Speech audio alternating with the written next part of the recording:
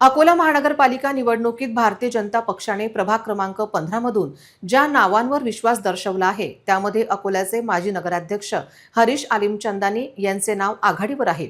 त्यांच्यासोबतच मनीषा भन्साली, शारदा खेडकर आणि बाळ टाले यांनाही भाजपने पुन्हा उमेदवारी दिली आहे।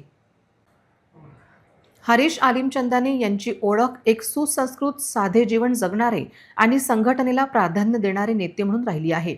त्यांचा नेहमीच पक्षशिस्त आणि सामूहिक निर्णय प्रक्रियेवर विश्वास असतो। याच कारणामुळे कार्यकर्ते आणि मतदारांमध्ये त्यांच्याबद्दलचा विश्वास कायम आहे।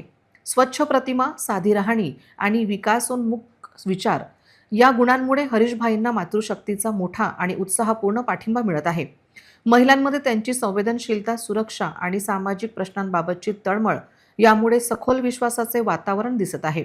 विश्वास आणि स्वच्छ प्रतिमा हीच त्यांची खरी ओळख बनली आहे। नगरसेवक आणि नगराध्यक्ष असताना त्यांनी केलेली विकास कामे आजही शहराची ओळख आहेत।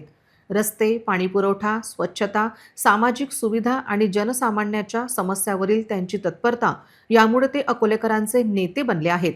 त्यांच्या सामाजिक कार्यांची चर्चा आज केवळ प्रभाग 15 पुरती मर्यादित नसून संपूर्ण अकोला शहरात त्यांच्या नावाचा दबदबा आणि विश्वास पाहायला मिळत आहे।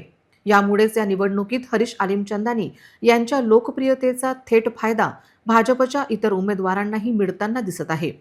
राजकीय जाणकारांच्या मते त्यांच्या सकारात्मक प्रतिमेमुळे भाजपच्या किमान 7 अन्य उमेदवारांना निर्णायक आघाडी मिळण्याची दाट शक्यता आहे। हरीशभाईंची सर्वात मोठी ताकद म्हणजे त्यांची स्वच्छ प्रतिमा, प्रगत विचार आणि साधी जीवनशैली। सत्तेच्या डामडोलापासून दूर राहून ते जमिनीशी जोडलेले नेते म्हणून ओळखले जातात। हीच साधेपणा आणि प्रामाणिकता अकोल्याच्या नागरिकांच्या मनात त्यांच्याबद्दल आपुलकी निर्माण करते। आज अकोल्यात हे स्पष्ट मत समोर येत आहे की हरीश आलिमचंदानी यांच्यासह पॅनलमधील सर्वांचा विजय निश्चित मानला जात आहे।